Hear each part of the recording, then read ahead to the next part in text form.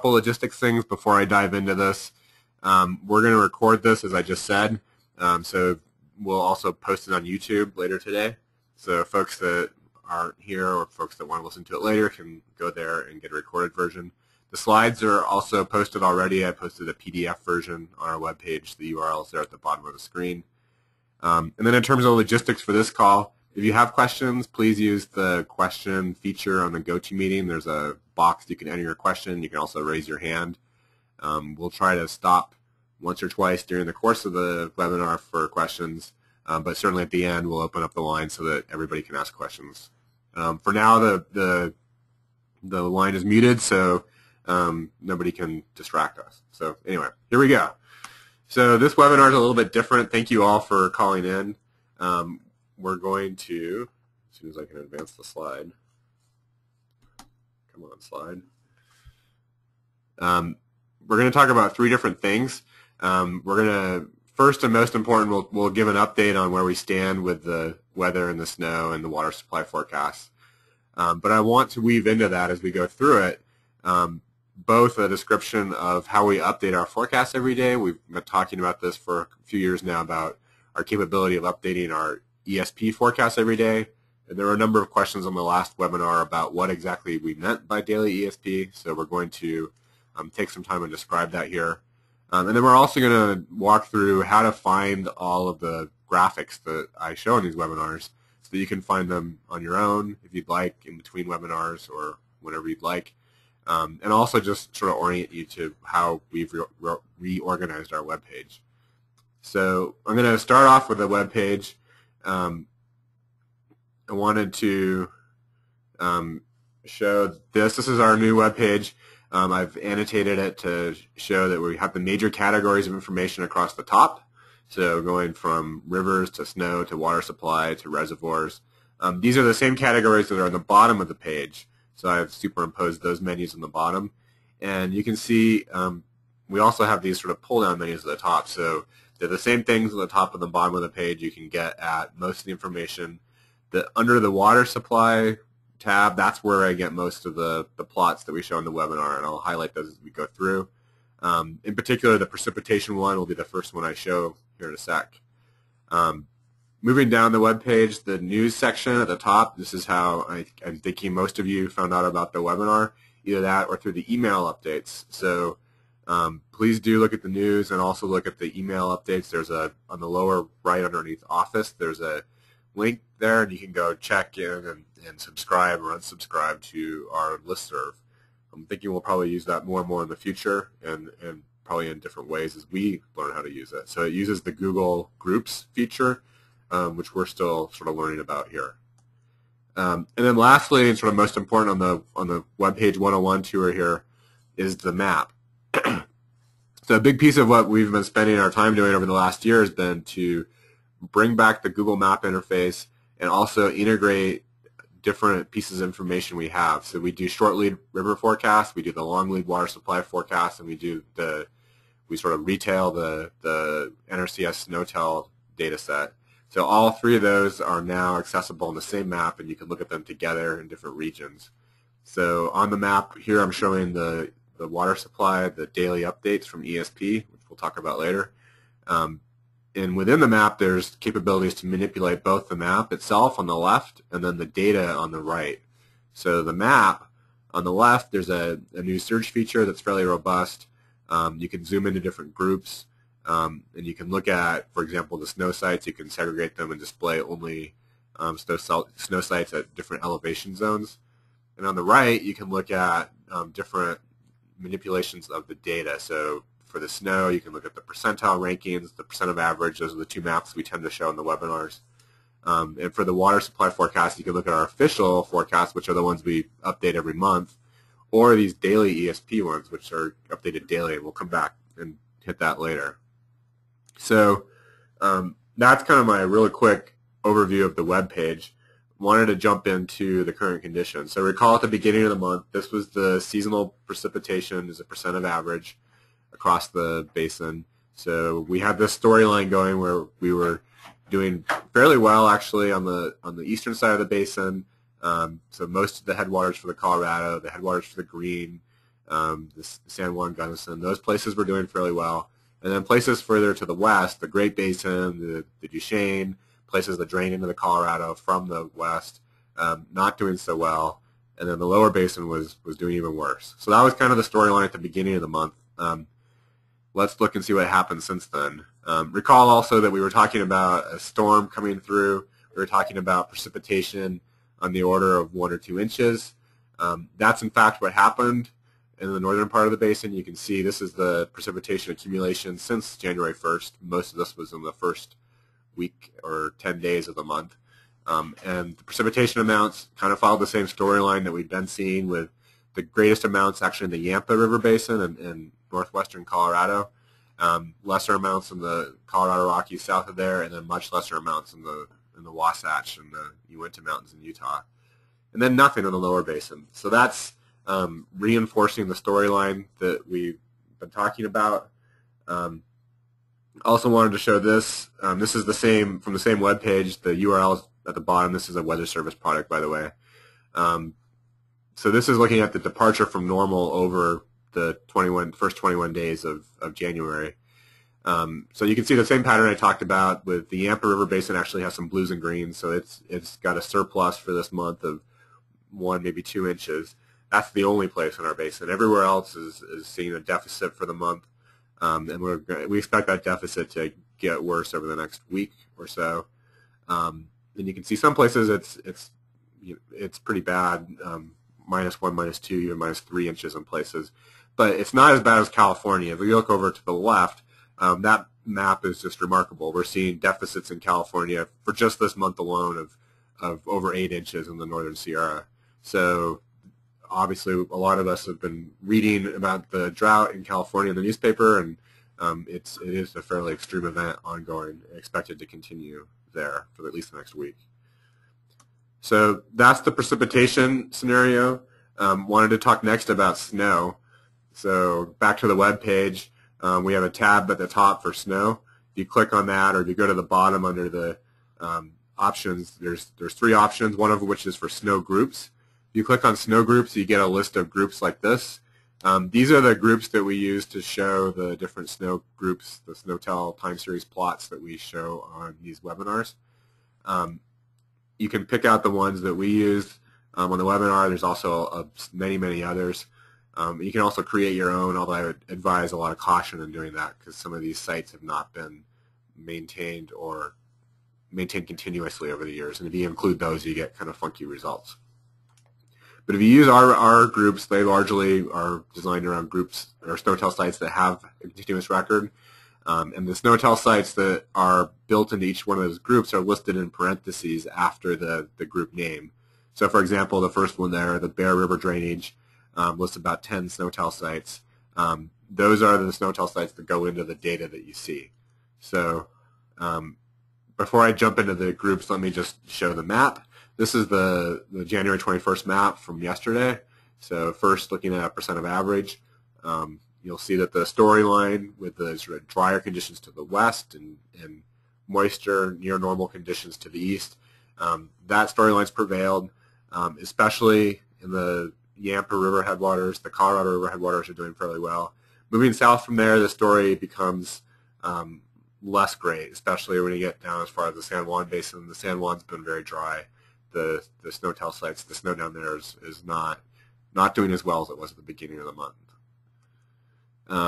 We can also look at the same thing as a percentile ranking. This map, again, is a little deceptive because it lumps together the middle of the green category is 25 to 75 percentile, so that it includes half of the historic distribution.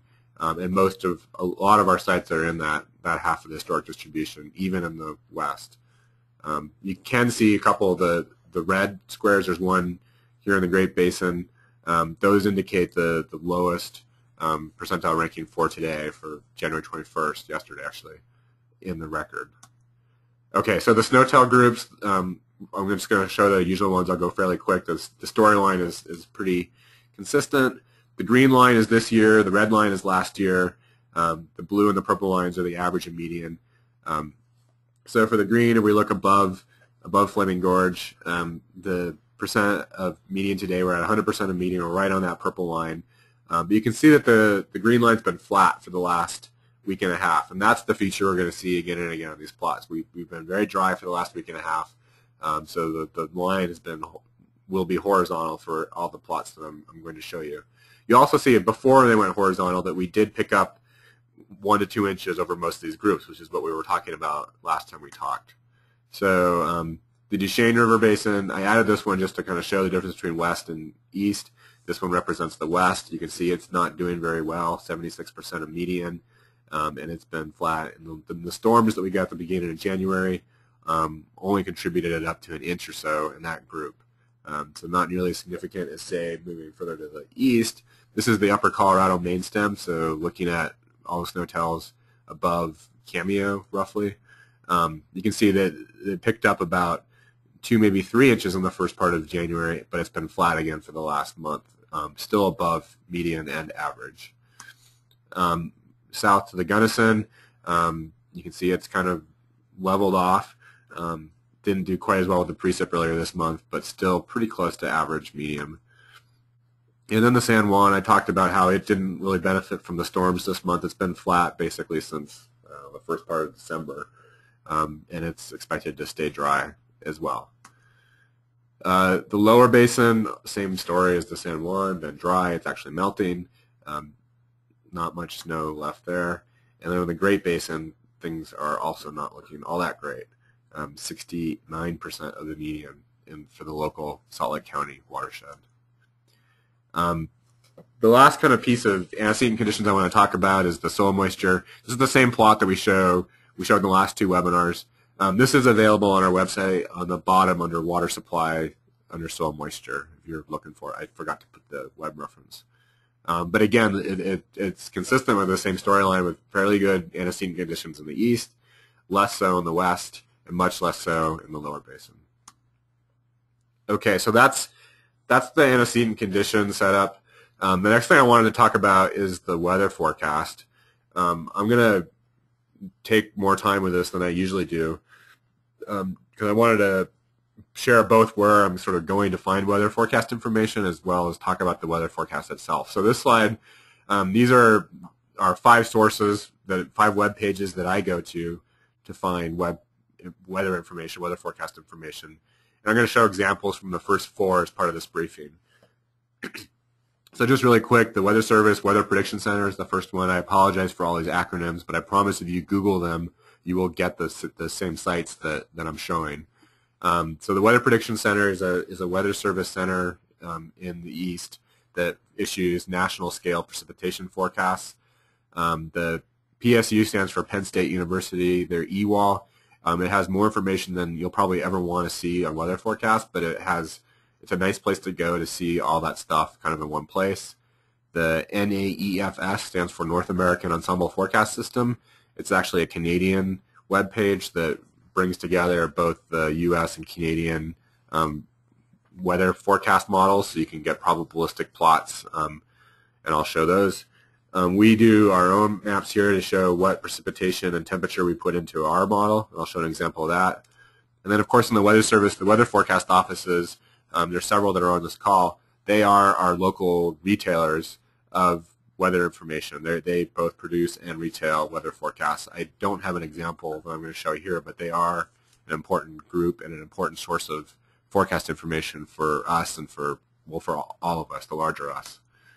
So that's kind of where I get information from. This is the synopsis. I'm going to show it first in bullets, and then I'll show it in graphics.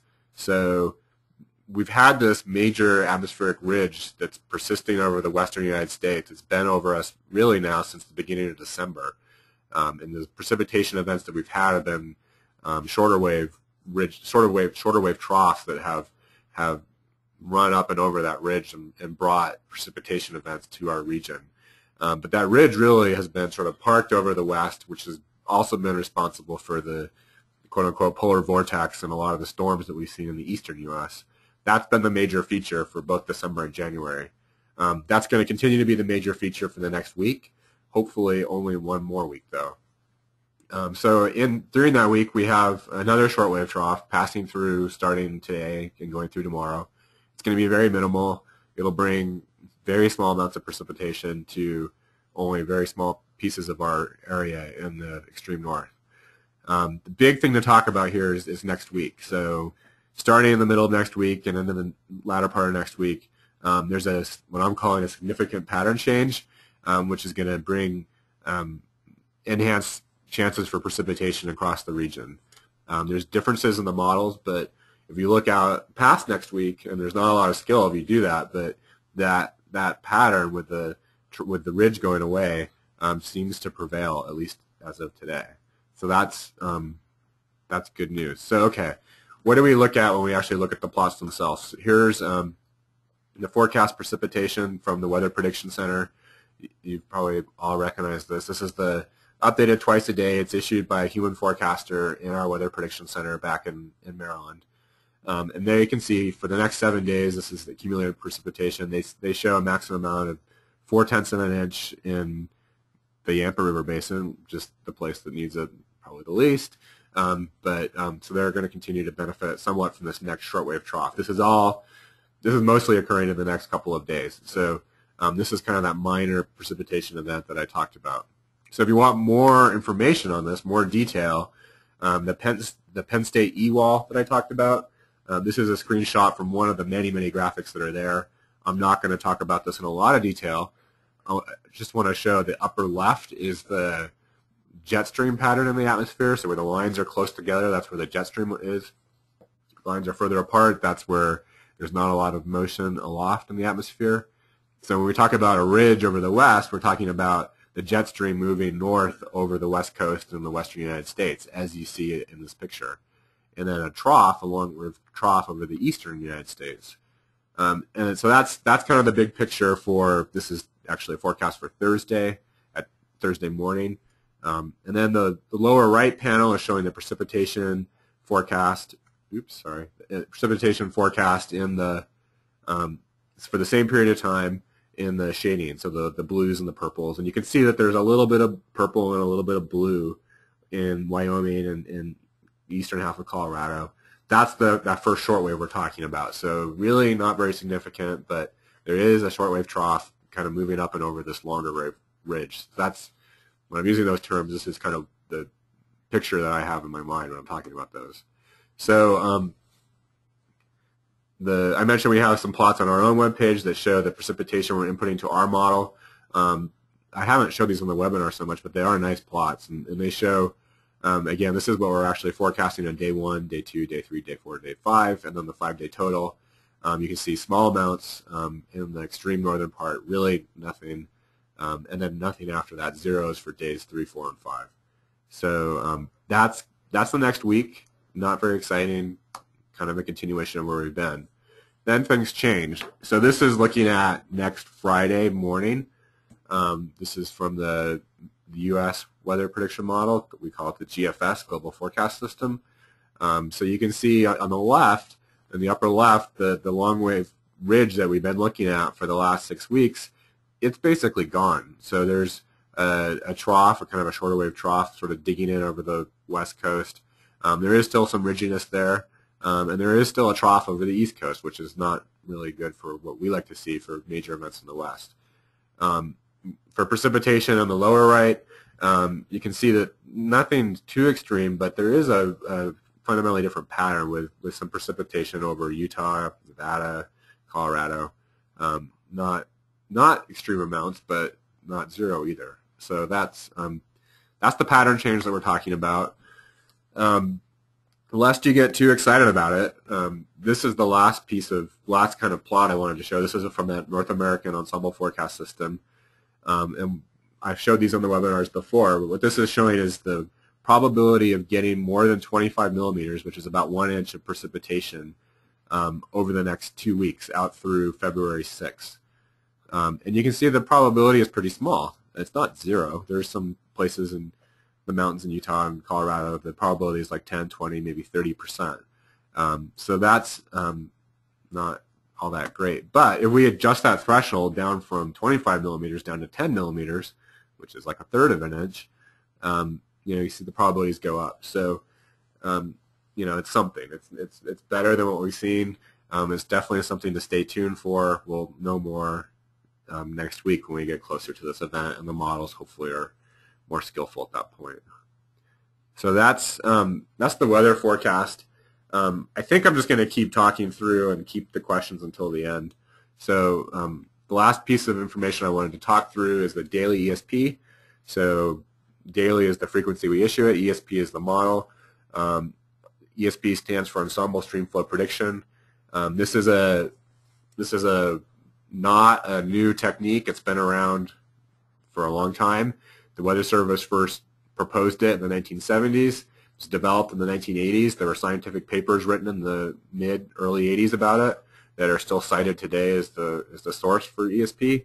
And then it was implemented Weather Service wide in the 90s. I would say probably the implementation was done by the year 2000 roughly. So it's been run in RFCs, including this one, for decades now. The basic strategy is that it combines our current model states with forecasts that come either from the weather forecast or from climatology to create a long lead forecast of a volume for water supply, of a peak flow for a flooding event, or any other attribute of the hydrograph that you're interested in. So what does that look like? Graphically, this is a chart from one of our training modules. You can see there's a link at the bottom. So if you're interested, there's you can click on that and register, and you can go through, and somebody will take you through in more detail than I will here on what this technique actually does. But in a nutshell, it uses our current model states. That's represented by on the schematic with the first horizontal line, and then it creates different forecasts in the future. We call them ensemble members or traces in the future based on different scenarios. And our scenarios traditionally we pull from climatology. So we pulled from our model calibration period, which runs from 1981 through 2010. And each one of those 30 years forms one forecast trace or one forecast ensemble member going forward in time. We also use 10 days of forecasted temperature and 5 days of forecasted precipitation, and as well as no days of forecasted precipitation. So what that creates for you is a spaghetti diagram like what I'm showing here. And if you're interested in an April through July volume, which is our typical predictant for water supply, you can add up the volume underneath each one of those traces and plot those sequentially as we're doing on the right, and then you can calculate probabilities of exceeding each one of those volumes. So that's, in a real quick nutshell, that's the method that we use. Let me just say a couple more words about how we update our model states every day.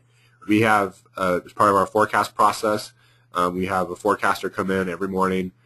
They look at the weather conditions. They look at the hydrologic conditions through the stream gauge network and whatever else we can get our hands on. And they're looking at every one of our forecast points and adjusting where needed the model states to reflect the reality of what we're observing. So that's what goes into this daily update for the model states side. On the forecast side, we're using the same weather forecast that I just sort of talked about for the precipitation and temperature out 5 and 10 days, respectively. So we're going to talk a lot more about that method at our stakeholder meeting upcoming. And there's obviously a lot of presentations and material on our webpage as well. And we're also here to talk with any of you if you need. But that, in a quick nutshell, is what we're doing to create these daily forecasts. So, excuse me, back to our webpage. These are the daily forecasts that we issued yesterday. We haven't quite issued the ones for today yet. Our sort of mechanics are we do our short lead forecast first in the morning, and then we produce the long lead forecast later in the day. So those will be out any time now. But these are the forecasts from yesterday. We are now, for the first time this year, making maps of what these look like, so you can see spatially. And these maps update every day. So this is the percent of average for the April through July volume for each one of our forecast points. And you can see the same pattern that we've been talking about earlier with dry conditions in the west, wetter conditions in the east. And when I say wetter in the east, I mean, I think it's pretty obvious from this briefing so far. We're not talking about record wetness. We're talking about near average. Maybe in some cases in the Yampa, if we're looking at conditions that are above average, but certainly closer to average than the record highs. And then if you move further south, if you've been following this plot for this month, the San Juan River Basin in southwestern Colorado has been drying out. You now see some yellows down there for several of the forecast points. Those are points with forecasted values 70 to 90% of average. And then, of course, the lower basin's been red, I think, exclusively red all season. So if you click on one of those points, we're going to use the inflow of Flaming Gorge as an example. You get this. If you click on it twice, once you get a small plot, click on the plot again, then you get this larger plot. And there's some options at the top. You can look at 2013 or 2014. We're interested, of course, in 2014 because that's what we're living in right now. And then for the plot itself, you can turn on or off a few things. You can look at the ESP with the 5 days of forecasted precipitation. That's what we call QPF. Or you can look at it without that. I tend to, and I would recommend looking at the one with the QPF rather than the one without. You can also make a plot that doesn't have the daily ESP forecast on it. You can make a plot that doesn't have the official forecast on it. And then when we get into the forecast period, you can make a plot that doesn't have the observations on it. You can also turn off the max and min. And you can plot the historical years. The historical years right now is a little bit messy. It's a lot messy. If anybody has suggestions on how to make that better, we're all ears. So that's kind of those are the controls that you have over the plot itself. So let me talk really quickly through what is on the plot. I showed this at the beginning of the month. The official forecasts are the red vertical lines. We're showing the 10, 50, 90% values, forecasted values for those. I also added this just last week, the forecast value itself in the title. So the January 1st official forecast for inflow of Flaming Gorge is 825,000 acre-feet. That value is 81%, 80.9% of the historical average. So that's available on all the plots. For the daily ESP, we're also plotting the 10, 50, 90% forecasts. This particular example includes the 5 days of forecasted precipitation. And then at the bottom of the plot, I changed this last week as well. I showed the change over time both from yesterday and from the beginning of the month for this forecast. So this forecast went down almost 1% from 0.9% from yesterday. So this was actually from January 20th to the 21st. It went down 0.9%. And then it changed 1.2% downward from January 1st. So we always talk about using ESP, these daily updates, as a tool for looking at trend, and I wanted to put in some quantitative information about what those trends are. If you have any other suggestions on that, I'd love to hear those as well. So let me just quickly go through the rest of the forecast points. I know we're coming up on half an hour. So for Cameo, this is the Colorado River above Cameo. It's actually up 1% from January 1st. You can see the median value holding steady. One other pattern you're going to see both with this point and the other points, the median values are relatively unchanged since the beginning of the month for a lot of these points. There's a couple exceptions I'll point out. But the 10% values, the top of the distribution, you can see has been gradually decreasing both since January 1st and since the beginning of the forecast issuances back in November. So my interpretation of that is, as we're seeing sort of these dry conditions continue, we're sort of taking off the table those higher values, and even though our 50% forecast maybe isn't going down, our forecast distribution is sort of tending more towards the bottom part of the distribution. You can see that clearly here. This is on the Gunnison, Blue Mesa. You can see back in December we had our 10% values were right up there close to the historical max. We're nowhere near that now. But the median value is only changed 0.3% since the beginning of the month. San Juan, this one has changed dramatically since the beginning of the month. We're down 15% almost since the beginning of the month. Again, it's been pretty dry down there. And then if we add those all up, here's the Lake Powell inflow. We're down 4% from the beginning of the month. And then in the Great Basin, things have not been great, down 5%. We're now looking at forecasts that are the 72.5 was at the beginning of the month, so we're less than that now. And then in the Virgin River Basin, also down 5% since the beginning of the month. And then the lower basin has just been really dry. You can see especially the 10% forecast there just been totally obliterated. So that's the forecast briefing. Wanted to throw up the schedule for future briefings. Greg Smith, he's sitting here. He's going to be doing the February 6th briefing. I'll be out of town, so you'll hear Greg, and he'll do a great job. You can register for that at the URL that's there. Our stakeholder meeting, I alluded to this earlier. There's an agenda. Did we put the agenda on the website? Yeah. There is an agenda on the website. Oh, yeah, at the bottom. You can click here. So please check there. If you have input on that, if you want to register, if you want to see something on the agenda that's not on the agenda, we're all yours. And then lastly, of course, our new web page is here. And I will stop talking now and take questions. The conference is now in talk mode. Are there any questions? Can you go back one slide, please? Absolutely. So I can copy down that website.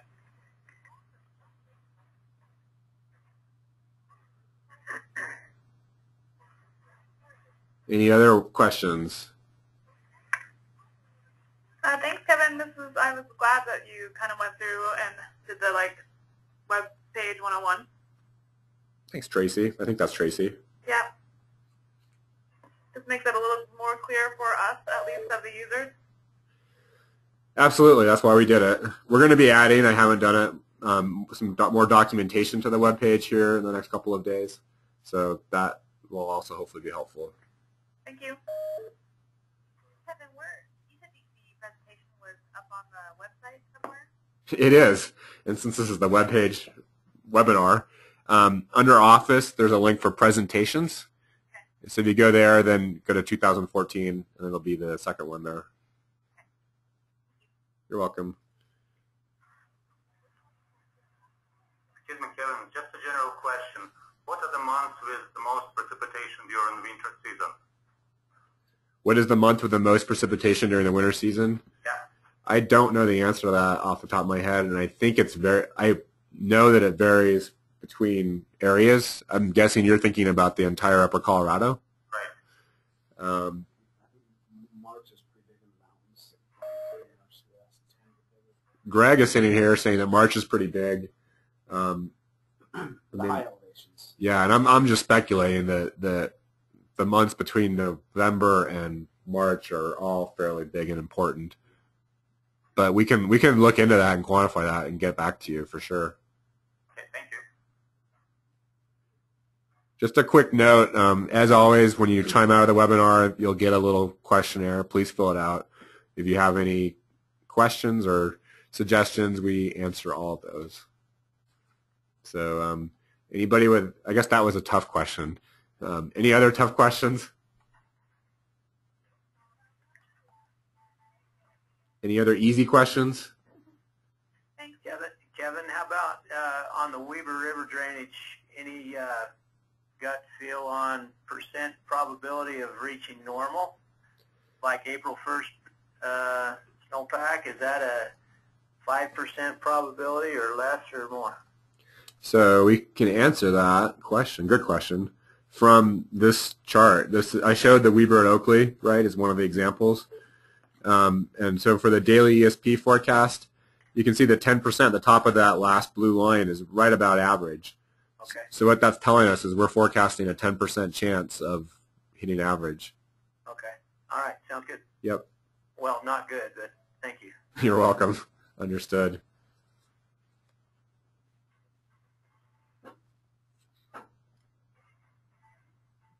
Anybody else? Questions or comments? Kevin, I've got a question. This is what I would like to have us do. Hey, Doyle. How are you doing today? Good. You're showing that we're on a downtrend, but then next week it looks like we might get something, but not terribly much. But if you look at the 90-day outlooks from the climate forecast, it looks worse and worse all the time. Is there any sense of correlation between those maps that are drawn up versus what you're seeing here? That's a great question. So I cut we usually include the Climate Prediction Center and the El Nino outlook and that kind of thing in the briefings. I didn't include that here, partly because the weather forecast is kind of interesting, and partly because the climate prediction really for the Colorado is it's almost always equal chances. There's basically no correlation with El Nino. So your observation, I share the same observation that those forecasts, the long lead forecasts, have been sort of looking increasingly pessimistic. I would pay attention to those over the next week or two and see how they change as this pattern changes. If this ridge does go away, as it looks like in today's weather predictions, it does for the weeks 2 and even 3. If that feature, again, there's not a lot of skill, especially in week 3, but if that feature does dissipate, and if we do see an opening for storms to start coming through the area, I think those forecasts will change and reflect that. Thank you. Yep.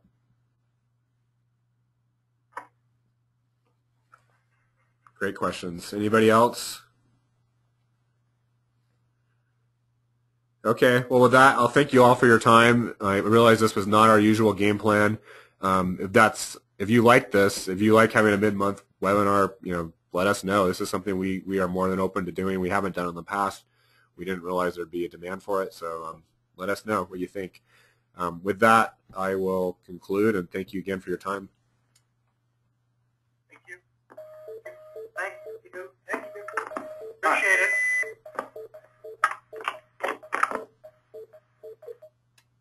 It was pretty quick. Ashley was listening. She wants to know what you're telling her people.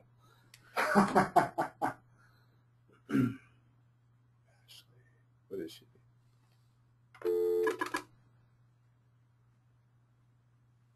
Hello? What did you think? Well, I got it to me forever to like